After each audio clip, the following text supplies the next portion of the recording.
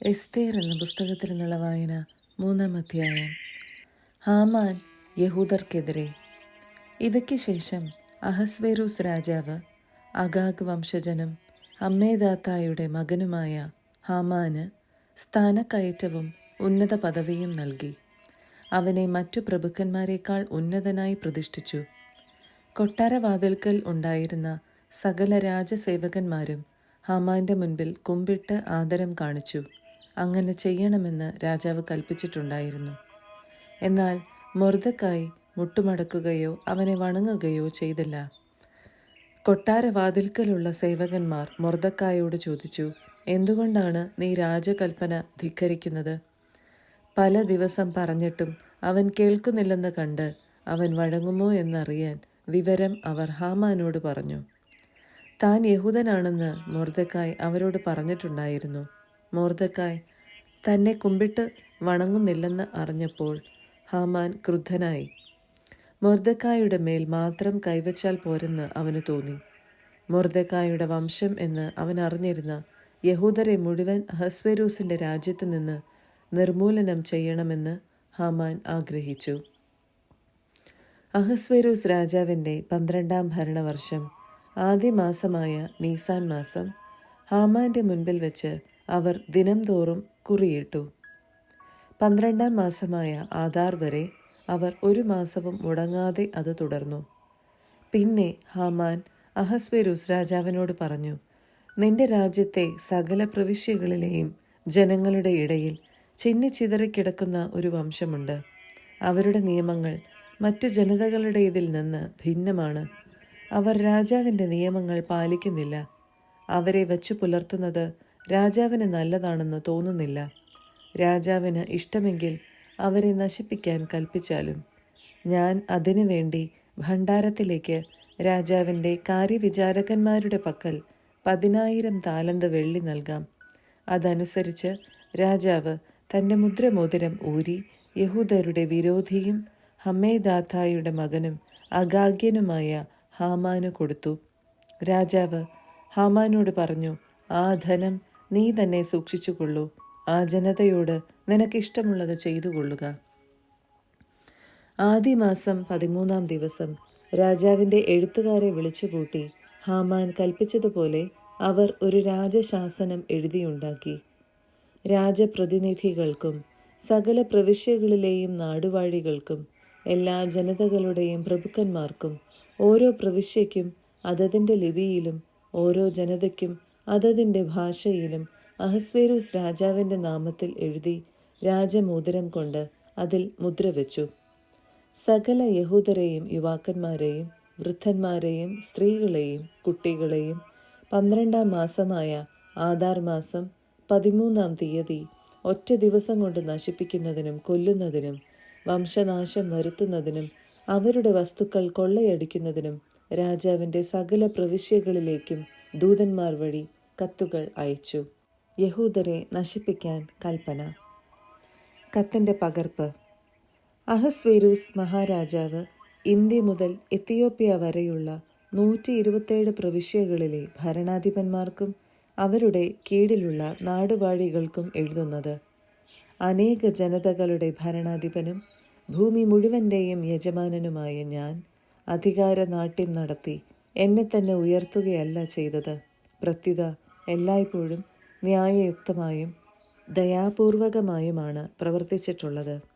എൻ്റെ എല്ലാ പ്രജകളും പൂർണ്ണമായ സ്വസ്ഥതയിൽ വസിക്കുന്നതിനും അങ്ങനെ എൻ്റെ രാജ്യത്തെ സമാധാനപൂർണമാക്കുന്നതിനും അതിൻ്റെ ഏതു ഭാഗത്തും ആർക്കും സഞ്ചരിക്കാൻ കഴിയുമാറ് അതിനെ സുരക്ഷിതമാക്കുന്നതിനും എല്ലാവരും ആഗ്രഹിക്കുന്ന സമാധാനം പുനഃസ്ഥാപിക്കുന്നതിനും ഞാൻ തീരുമാനിച്ചിരിക്കുന്നു. ഇത് എങ്ങനെ സാധിക്കാമെന്ന് എൻ്റെ ഉപദേശകരോട് ചോദിച്ചപ്പോൾ ശ്രേഷ്ഠമായ ജ്ഞാനത്തിൽ നമ്മിൽ ആരെയും അതിശയിക്കുന്നവനും സുസ്ഥിരമായ സന്മനസ്സും ഇളക്കമില്ലാത്ത വിശ്വസ്തതയും കൊണ്ട് അതിവിശിഷ്ടനും രാജ്യത്തെ 2-ാം സ്ഥാനം നേടിയവനുമായ ഹാമാൻ ഇങ്ങനെ ധരിപ്പിച്ചു. ലോകത്തിലെ എല്ലാ ജനതകളുടെയും ഇടയിൽ ചിതറിക്കിടക്കുന്ന ഒരു ശത്രു ജനതയുണ്ട്. അവരുടെ നിയമങ്ങൾ മറ്റു ജനതകളുടെ നിയമങ്ങൾക്ക് വിരുദ്ധമാണ്. അവർ തുടർച്ചയായി രാജാക്കന്മാരുടെ കൽപ്പനകൾ അവഗണിക്കുന്നു. അങ്ങനെ നാം അത്യധികം ആഗ്രഹിക്കുന്ന രാജ്യത്തിൻ്റെ ഐക്യം സാധിക്കാതെ വന്നിരിക്കുന്നു. ഈ ജനത മാത്രം എല്ലാ മനുഷ്യർക്കും എതിരായി എക്കാലവും വഴിപിഴച്ച വിചിത്ര ജീവിത രീതിയും നിയമങ്ങളും പുലർത്തുന്നു. നമ്മുടെ രാജ്യം സുസ്ഥിരത നേടാതിരിക്കാൻ വേണ്ടി തങ്ങളാൽ കഴിയുന്ന എല്ലാ ഉപദ്രവങ്ങളും ചെയ്തുകൊണ്ട് അവർ നമ്മുടെ ഭരണകൂടത്തിനെതിരെ നിലകൊള്ളുന്നു. അതുകൊണ്ട് ഈ വർഷം 12-ാം മാസമായ ആധാർ മാസം 14-ാം ദിവസം എല്ലാ കാര്യങ്ങളുടെയും ചുമതല വഹിക്കുന്നവനും നമ്മുടെ രണ്ടാമത്തെ പിതാവുമായ ഹാമാന്റെ കത്തുകളിൽ എടുത്തു പറഞ്ഞിട്ടുള്ളവരെയെല്ലാം ഭാര്യമാരോടും കുട്ടികളോടുമൊപ്പം പരിപൂർണമായി നിർദ്ദയം അവരുടെ ശത്രുക്കളുടെ വാളിനിരയാക്കി നശിപ്പിക്കണം എന്ന് ഞാൻ കൽപ്പിക്കുന്നു. അങ്ങനെ പണ്ടുമുതൽ ഇന്നുവരെ ശത്രുതയിൽ കഴിയുന്നവരെല്ലാം ഒറ്റ ദിവസം കൊണ്ട് വധിക്കപ്പെട്ട് പാതാളത്തിൽ പതിക്കട്ടെ. നമ്മുടെ ഭരണകൂടം പരിപൂർണമായി സുരക്ഷിതവും ഉപദ്രവമേൽക്കാത്തതുമായി ഇനിമേൽ നിലനിൽക്കട്ടെ.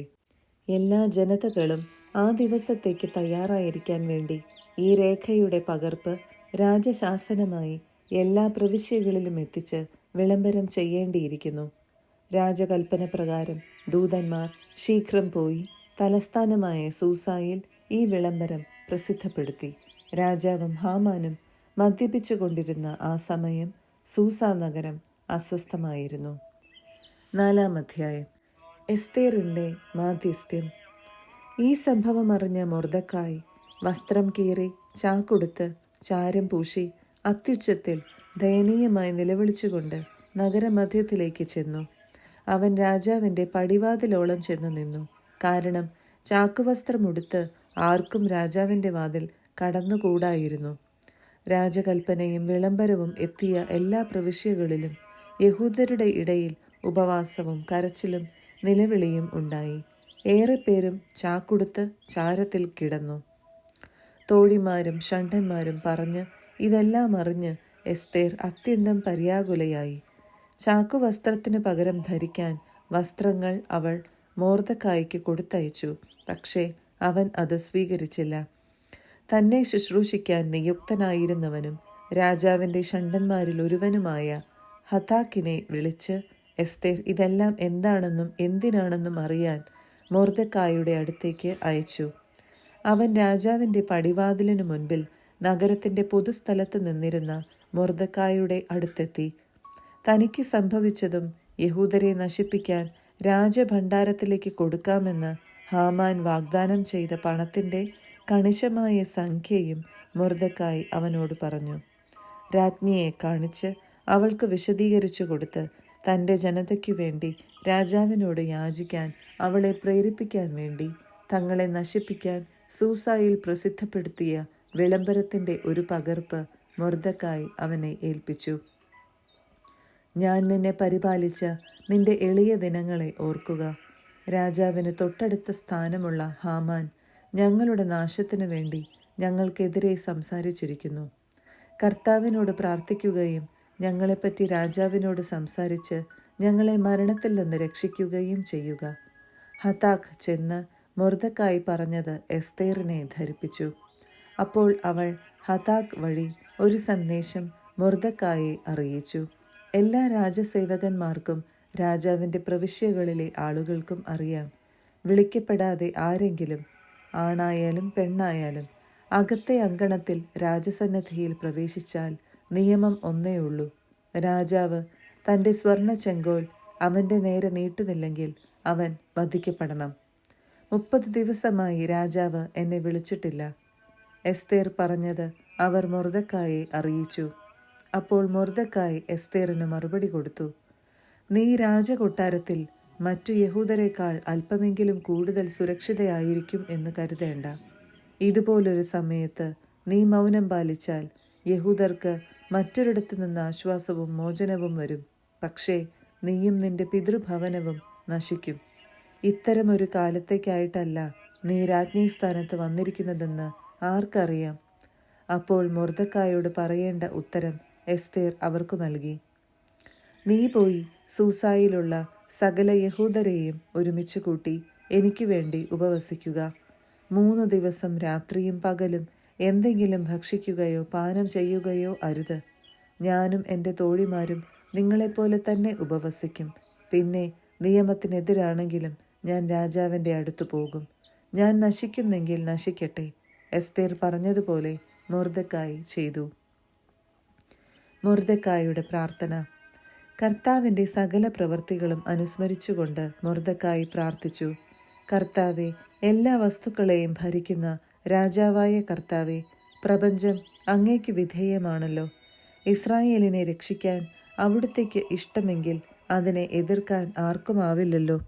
ആകാശവും ഭൂമിയും ആകാശത്തിന് കീഴിലുള്ള അത്ഭുത വസ്തുക്കൾ സകലവും അങ്ങ് സൃഷ്ടിച്ചു. അങ്ങ് സകലത്തിൻ്റെയും കർത്താവാണ്. കർത്താവായ അങ്ങയെ എതിർക്കാൻ ആർക്കും ആവില്ല. അങ്ങ് എല്ലാം അറിയുന്നു. ഔദ്ധത്യം കൊണ്ടോ അഹങ്കാരം കൊണ്ടോ മഹത്വകാംക്ഷ കൊണ്ടോ അല്ല ഞാൻ അഹങ്കാരിയായ ഹാമാന്റെ മുൻപിൽ കുൻപിടാത്തത് എന്ന് അവിടുന്ന് അറിയുന്നുവല്ലോ. ഇസ്രായേലിനെ രക്ഷിക്കാൻ വേണ്ടി അവൻ്റെ ഉള്ളം കാൽ പോലും ചുംബിക്കാൻ ഞാൻ തയ്യാറാകുമായിരുന്നു. എന്നാൽ ഞാനിതു ചെയ്തത് മനുഷ്യൻ്റെ മഹത്വം ദൈവത്തിൻ്റെ മഹത്വത്തെക്കാൾ ഉയർത്തിക്കാട്ടാതിരിക്കാനാണ്. എൻ്റെ ദൈവമായ കർത്താവിൻ്റെ മുൻപിലല്ലാതെ മറ്റാരുടെയും മുൻപിൽ ഞാൻ കുമ്പിടുകയില്ല. ഇതൊന്നും ഞാൻ അഹങ്കാരം കൊണ്ട് ചെയ്യുന്നതല്ല. രാജാവും ദൈവവുമായ കർത്താവെ, അബ്രാഹത്തിൻ്റെ ദൈവമേ, ഇപ്പോൾ അങ്ങയുടെ ജനത്തെ രക്ഷിക്കണമേ.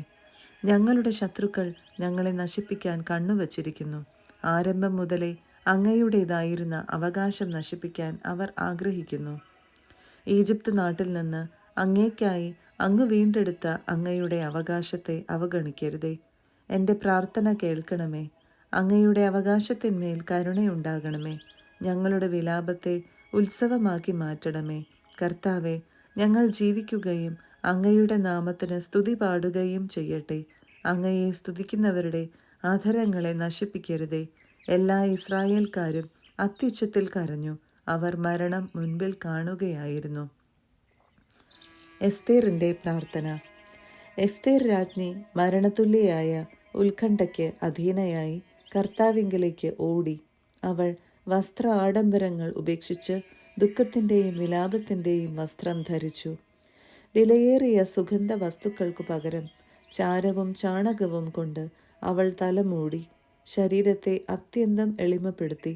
അലങ്കരിക്കാൻ ഇഷ്ടപ്പെട്ടിരുന്ന ശരീരഭാഗങ്ങൾ താറുമാറായ തലമുടി കൊണ്ട് മറച്ചു. അവൾ ഇസ്രായേലിൻ്റെ ദൈവമായ കർത്താവിനോട് പ്രാർത്ഥിച്ചു. എൻ്റെ കർത്താവെ, അങ്ങ് മാത്രമാണ് ഞങ്ങളുടെ രാജാവ്. അങ്ങല്ലാതെ മറ്റൊരു തുണയില്ലാത്ത ഏകയായ എന്നെ സഹായിക്കണമേ. അപകടം എൻ്റെ കൈപ്പാട്ടിലെത്തിയിരിക്കുന്നു. കർത്താവെ, അങ്ങ് സകല ജനതകളിലും നിന്ന് ഇസ്രായേലിനെ തിരഞ്ഞെടുത്തുവെന്നും ഞങ്ങളുടെ പിതാക്കന്മാരെ അവരുടെ എല്ലാ പൂർവികന്മാരിലും നിന്ന് ഒരു ശാശ്വത അവകാശമായി തിരഞ്ഞെടുത്തുവെന്നും അവരോട് വാഗ്ദാനം ചെയ്തതെല്ലാം അങ്ങ് നിറവേറ്റിയെന്നും ജനനം മുതൽ ഞാൻ കുടുംബഗോത്രത്തിൽ പറഞ്ഞു കേട്ടിട്ടുണ്ട്. ഇപ്പോൾ ഞങ്ങൾ അവിടുത്തെ മുൻപിൽ പാപം ചെയ്തിരിക്കുന്നു. അങ്ങ് ഞങ്ങളെ ഞങ്ങളുടെ ശത്രുക്കളുടെ കരങ്ങളിൽ ഏൽപ്പിച്ചു കൊടുത്തു. കാരണം ഞങ്ങൾ അവരുടെ ദേവന്മാരെ മഹത്വപ്പെടുത്തി. കർത്താവെ, അങ്ങ് നീതിമാനാണ്. ഞങ്ങൾ അതികഠിനമായ അടിമത്തം അനുഭവിക്കുന്നത് കൊണ്ട് മാത്രം അവരിപ്പോൾ തൃപ്തരാകുന്നില്ല. അങ്ങ് കൽപ്പിച്ചവയെ ഇല്ലാതാക്കാനും അങ്ങയുടെ അവകാശം നശിപ്പിക്കാനും അങ്ങയെ സ്തുതിക്കുന്നവരുടെ അധരങ്ങളെ തടയാനും അങ്ങയുടെ ബലിപീഠത്തിലെ അഗ്നി കെടുത്താനും അങ്ങയുടെ ഭവനത്തിൻ്റെ മഹത്വം ഇല്ലാതാക്കാനും വ്യർത്ഥ വിഗ്രഹങ്ങൾക്ക് സ്തുതി പാടാൻ ജനതകളുടെ അധരങ്ങൾ തുറക്കാനും മർത്യനായ ഒരു രാജാവിനെ എന്നേക്ക് മഹത്വപ്പെടുത്താനും അവർ തങ്ങളുടെ വിഗ്രഹങ്ങളോട് ഉടമ്പടി ചെയ്തിരിക്കുന്നു. കർത്താവെ, അസ്തിത്വമില്ലാത്ത ഒന്നിന് അങ്ങയുടെ ചെങ്കോൽ അടിയറ വയ്ക്കരുതേ. ഞങ്ങളുടെ പതനത്തിൽ ഞങ്ങളെ പരിഹസിക്കാൻ അവരെ അനുവദിക്കരുതേ. അവരുടെ പദ്ധതി അവർക്കെതിരെ തിരിക്കണമേ. ഞങ്ങൾക്കെതിരെ ഇങ്ങനെ തുനിഞ്ഞവനെ മറ്റുള്ളവർക്ക് ഒരു പാഠമാക്കണമേ. കർത്താവെ, അങ്ങ് ഇതെല്ലാം ഓർക്കണമേ. ഞങ്ങളുടെ ഈ കഷ്ടദിനങ്ങളിൽ അങ്ങയെ വെളിപ്പെടുത്തണമേ. ദേവന്മാരുടെ രാജാവേ, സകല അധികാരത്തിൻ്റെയും അധിപനെ, എനിക്ക് ധൈര്യം പകരണമേ. സിംഹത്തിൻ്റെ മുൻപിൽ എനിക്ക് ഭാഷണ ചാതുര്യം നൽകണമേ. ഞങ്ങൾക്കെതിരെ പൊരുതുന്നവനെ വെറുക്കേണ്ടതിന് അവന് മനംമാറ്റം വരുത്തണമേ. ശത്രുവും അവനോട് ചേർന്നവരും നശിക്കട്ടെ. ഞങ്ങളെ അങ്ങയുടെ കരത്താൽ രക്ഷിക്കണമേ. കർത്താവെ, അങ്ങല്ലാതെ മറ്റൊരു തുണയില്ലാത്ത ഏകയായ എന്നെ സഹായിക്കണമേ. അങ്ങ് എല്ലാം അറിയുന്നുവല്ലോ. ഞാൻ ദുഷ്ടന്മാരുടെ പ്രതാപത്തെയും അപരിച്ഛേദിതൻ്റെയും വിദേശിയുടെയും കിടക്കയെയും വെറുക്കുന്നുവെന്ന് അങ്ങേക്കറിയാമല്ലോ. അപരിഹാര്യമായ എൻ്റെ അവസ്ഥ അങ്ങ് അറിയുന്നു. ജനമധ്യത്തിൽ പ്രത്യക്ഷപ്പെടുമ്പോൾ ശിരസിൽ അണിയുന്ന എൻ്റെ ഉന്നത സ്ഥാനത്തിൻ്റെ ചിഹ്നത്തെ ഞാൻ വെറുക്കുന്നു. ഞാനതിനെ മലിനമായ പഴന്തുണി പോലെ വെറുക്കുന്നു. ഔദ്യോഗികമല്ലാത്ത അവസരങ്ങളിൽ ഞാനത് ധരിക്കുന്നില്ല. അങ്ങയുടെ ദാസി ഹാമാന്റെ മേശയിൽ നിന്ന് ഭക്ഷിച്ചിട്ടില്ല. രാജാവിൻ്റെ വിരുന്നുകളെ ഞാൻ ബഹുമാനിച്ചിട്ടില്ല. വിഗ്രഹാർപ്പിതമായ വീഞ്ഞ് ഞാൻ കുടിച്ചിട്ടില്ല. അബ്രാഹത്തിൻ്റെ ദൈവമായ കർത്താവേ, എന്നെ ഇവിടെ കൊണ്ടുവന്ന നാൾ മുതൽ ഇതുവരെ അങ്ങിലല്ലാതെ ഈ ദാസിക്ക് ആനന്ദം ഇല്ലായിരുന്നു. എല്ലാറ്റിനെയും ഭരിക്കുന്ന ദൈവമേ, ആശയറ്റവരുടെ ശബ്ദം കേൾക്കണമേ. തിന്മ ചെയ്യുന്നവരുടെ കരങ്ങളിൽ നിന്ന് ഞങ്ങളെ രക്ഷിക്കണമേ.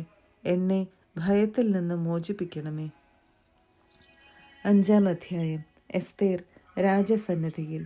3-ാം ദിവസം എസ്തേർ രാജകീയ വസ്ത്രങ്ങൾ അണിഞ്ഞ് കൊട്ടാരത്തിൻ്റെ അകത്തെ അങ്കണത്തിൽ രാജമന്ദിരത്തിന് മുൻപിൽ ചെന്ന് നിന്നു.